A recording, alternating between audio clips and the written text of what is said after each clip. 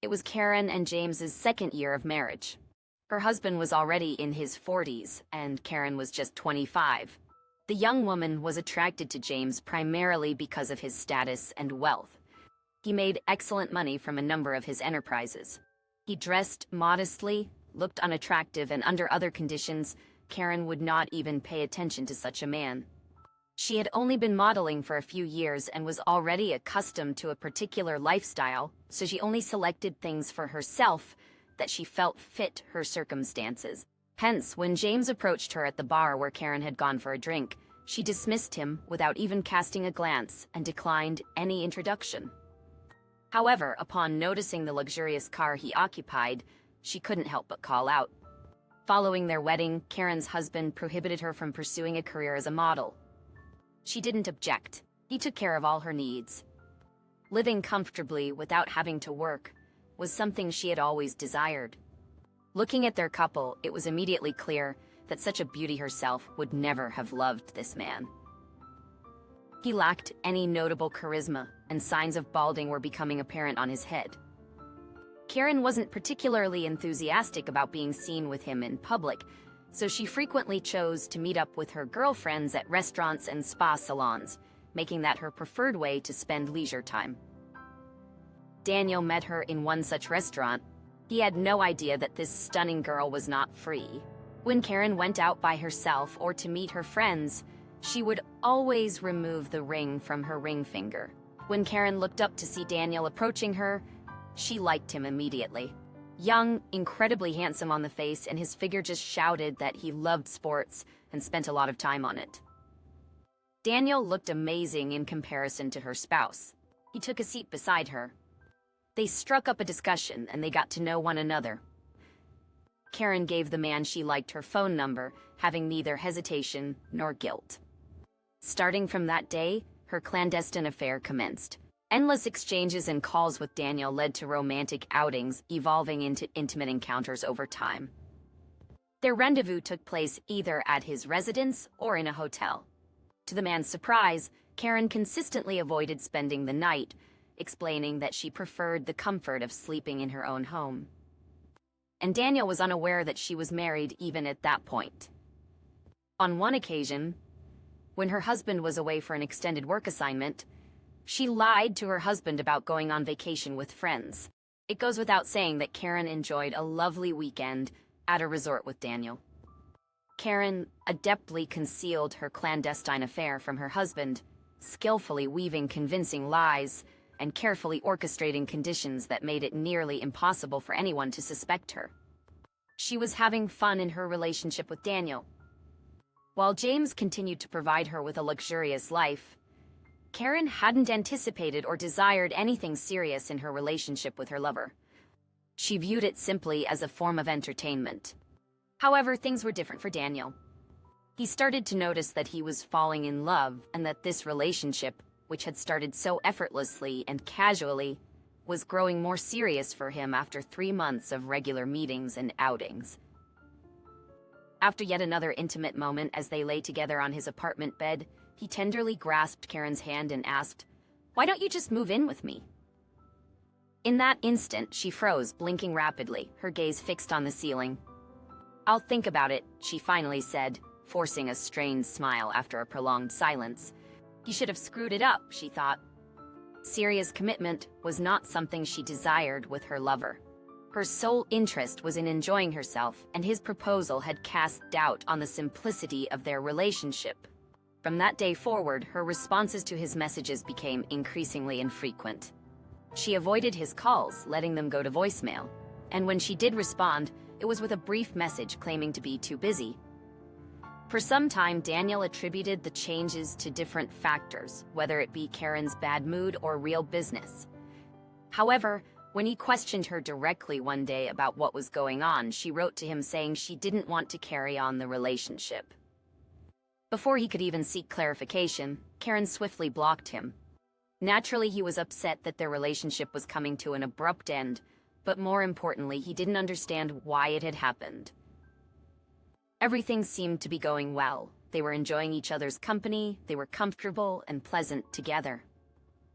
However, The moment he broached the topic of something more serious, Karen vanished without explanation. For the next few weeks, Daniel couldn't get the situation out of his mind. The relationship into which he had poured considerable time and effort had abruptly concluded. One day, he reunited with his old school friend Scott, whom he hadn't seen for several months, given that Daniel had devoted all his free time to Karen. "She left me like a puppy," Daniel murmured, shifting his somber eyes away. Scott observed his friend, but refrained from uttering what lingered on his tongue. The twist of the situation was that Scott was employed at a bank, and just the day before, a prominent client had visited them, bringing along his wife. Having previously glimpsed Karen in photographs, he promptly identified her as the visitor. "Listen," Scott began, and told Daniel about Karen's deceit and the revelation that she was in fact married. After hearing this story, Daniel sat there as if in a daze, realizing that he had been oblivious to the truth. "You can obtain her husband's phone number," he suddenly declared with utmost seriousness. "What? But that goes against our internal rules," Scott stammered. "Please," Daniel insisted, determined to confront Karen's husband. Friends simply nodded in silence. The deceived man wanted to get back at Karen for playing such a cruel game with his feelings while deceiving his own spouse. Daniel resolved to call James and disclose everything, but his call was dropped several times.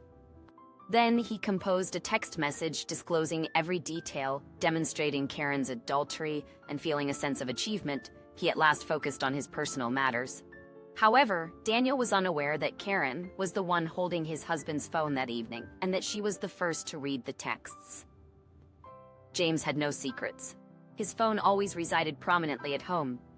In a moment of realization while her husband was briefly away, Karen swiftly took action. She deleted all the messages and blocked Daniel, ensuring he couldn't reach her husband again. Another month elapsed. Daniel was quite sure that the unfaithful wife had already been dishonorably banished from the house and had suffered the punishment she deserved. However, fate had an intriguing encounter in store for him after work. Following the successful completion of a deal, he opted to enjoy dinner at his favorite restaurant. What was his surprise when he encountered his ex-lover at the institution, and not alone but with her husband. Daniel simply exploded deep inside. He couldn't forgive Karen and harbored a burning desire for revenge. Approaching the couple's table, he seized a chair from a nearby one and unceremoniously settled next to them. "What do you want?" inquired a bewildered James. "I'm Daniel. Did you not read my message about your spouse?" The lover grinned. "Guards," shouted Karen, pale with fear. "Call the guards. What message? Who are you?" the anxious husband inquired, perplexed. "Allow me to demonstrate," Daniel replied, pulling out his phone. Before the guards arrived, he had time to tell and show James everything he wanted: the photos, the correspondence, the purchased trip tickets. It was obvious on James's face that he was seeing it all for the first time. "For nearly 6 months, she's been deceiving you. I had no idea she was married." "I trust you'll handle this with reason," Daniel stated, rising from the table and making his way toward the exit. He cast a slight smile at Karen, who sat there caught in a state between life and death. Predictably, James did not believe his wife's excuses after such convincing evidence. The divorce happened right away. She lost her lovely home, an endless supply of money, and her typically trouble-free existence in an instant. She did, of course, manage to recoup some money, but because of her extravagant lifestyle, this money was insufficient for very long. Sometime after the divorce, the woman tried again to return to the career of a model. But it was hinted that on the big catwalks she was no longer pulling. Consequently, she found herself seeking a conventional job. Yet her aspirations for a lavish lifestyle persisted as she endeavored to connect with affluent and promising individuals. A couple of times she even fell for the tricks of con artists who only pretended to be rich and successful. Nevertheless, fate had more surprises in store for her, ensuring she gleaned invaluable life lessons along the way. Now for the next story. Roger and Nicole met at a gathering hosted by a mutual friend. That night, they struck up a conversation, discovering many common interests and subjects. Deep down, they both had a feeling that something good was in store for them. Their relationship progressed quickly, and within a few months, Roger invited Nicole to share his living space. This decision followed Roger's recent venture into homeownership through a mortgage, made possible by his stable income. After 6 months of living together, the couple formalized their union. Nicole pursued her passion for sewing, a skill she had cherished since childhood. Before getting married, she owned an old sewing machine. Following the wedding, her thoughtful husband took care of everything else, acquiring a sartorial mannequin, additional equipment, and even organizing a dedicated space in their home for her burgeoning business. Initially, Nicole focused on sewing for personal enjoyment and a few friends. However, through word of mouth, her skills gained recognition, attracting new clients and giving rise to a small business. As Roger left for work in the mornings, Nicole would wake up around 10 o'clock and leisurely get to work when orders came in. During evening conversations with her husband, it was discovered that she did not leave the house all day. Roger found her reclusiveness strange at first, but gradually accepted it. He realized that this way she would not seek unnecessary adventures. He saw her as a seamstress who avoided unnecessary stress and preferred to stay at home, immersed in her craft, without too much interaction with the outside world. But people make mistakes, a truth he was yet to experience firsthand. During his lunch break one day at work, Roger and his colleagues went to the first-floor canteen, a place they frequented almost daily, with occasional stops at the bar in the adjacent building. For a change, he habitually took a tray in his hands and peered through the glass of the display case to choose his meal. "Why so disgruntled?" Larry inquired, both of them belonging to the same department. "I'm used to home-cooked meals. My wife is the finest cook globally," Roger responded, smiling as he thought about his wife. Larry Lofton asked, "How does she do it?" To which Roger replied, "She's always at home sewing, so she has ample time to take care of the house. She needs to be practically pulled out for a stroll, a true homebody." Larry glanced at Roger with a hint of skepticism. "Are you certain? I could swear I spotted Nicole at a restaurant during my recent road trip," he mentioned. Roger responded, highly doubtful, because he always knew where his wife was. Larry refrained from arguing or presenting any evidence. Instead, he smoothly transitioned to a different subject, completely letting go of the previous situation within minutes. Throughout the entire lunch, Roger remained silent, engrossed in his own contemplations. The man still did not believe the words. Larry decided for himself that he was mistaken, but doubt settled in his mind.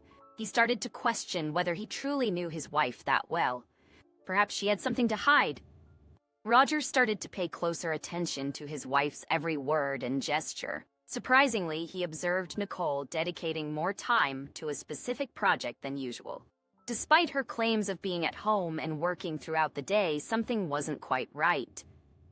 The dresses were being moved from the mannequin to the ironing board, as if it was just for the appearance of work. During one evening meal, he inquired about the status of her business. She began discussing the abundance of orders, mentioning that it had been full-time lately. She laughed, and Nicole had grown accustomed to her husband rarely inquiring about the details of her life or the time she invested in her work. She doubted he would pay much attention to her workload. It seemed like someone was lying. Over the following week, Roger's demeanor became increasingly somber as suspicions in his mind became more entrenched. He really got himself to believe that there was something going on behind his back. However, a thorough check of his wife's cell phone revealed nothing, leaving him uncertain about how to address the issue. Midweek, with his nerves already frayed, he opted to surprise her by coming home unannounced during his lunch break. Trusting his instincts, he discovered that his wife was not at home. Pretending he was still at the workplace, he thought, "This is interesting." Roger had given her a call to check on her and to find out what she was up to. Nicole let out a weary sigh and said that she was lying down on the couch to recover, after spending hours upon hours working on a complex blouse. It was quiet in the background, giving the impression that it was an apartment, though not their own, as Roger had already witnessed firsthand. His clenched teeth hinted at the tension building in him. "Why don't I swing by now?" he said in a casual tone. "You whipped up that amazing soup yesterday. Nicole struggled to find a reason to decline, but nothing convincing came to mind. "I'll be there," he said happily. "I'll be there in roughly 10 minutes. The man ended the call and sank into a living room chair, crossing his arms. He took a deep breath and let it out slowly. "Let's see how she manages to get her way," he muttered. 10 minutes later, Nicole burst into the apartment. Her hair was hastily tied in a messy ponytail as she clutched a bag. She thought she would have time to buy something for tea, so she ran to the store. The wife started speaking right from the doorstep, saying, "You've been waiting for a long time." She continued after a pause, seeing that her husband had no reaction to her words. "From the minute I called you," Roger answered slowly. "What do you mean?" Nicole stammered. "You were on your way here from work." She appeared to grasp the hopelessness of her predicament. "And where did you come from?" "Care to enlighten me?" Her husband inquired with a wry tone, fixing his gaze on her. The woman writhed and stood there dumbfounded, attempting to find the right words. But she ended up speaking incoherently. "Do I know him?" Roger asked sharply. "No," Nicole said softly. "But at least this way, it would be a shame to find out that his own wife had cheated on him with a friend, because there are so many stories like that." That same day, Nicole was escorted out of the house along with all of her possessions.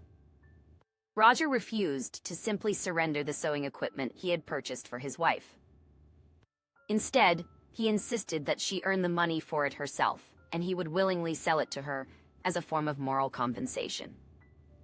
The spouses divorced, and Nicole rented a small room for herself. The other money was not enough. From mutual friends, a little later, Roger learned the details of the affair. It was revealed that Nicole had engaged in an affair with the spouse of one of her clients. The client had visited Nicole for measurements and to discuss tailoring, accompanied by her husband. Apparently, he then texted her, or she found him on social media. It didn't matter anymore. The cheating turned out to be a double act. Nicole cheated on her husband, and the man she was involved with cheated on his wife. A little later, Roger learned about the affair and the client herself. And that's where the disaster could not be avoided. The woman was very influential, and the feedback she shared with everyone about Nicole's work left the latter with no outside clients and many orders. Other women wanted nothing to do with the family destroyer. Nicole found herself in a precarious situation: no job, rented apartment, and a lover who stopped contacting her. The woman had everything going for her, but her passion on the side destroyed it all. Thank you for listening to the story until the end, and if you liked it, please support us with a like and subscribe to our channel. Write in the comments what you think about the story.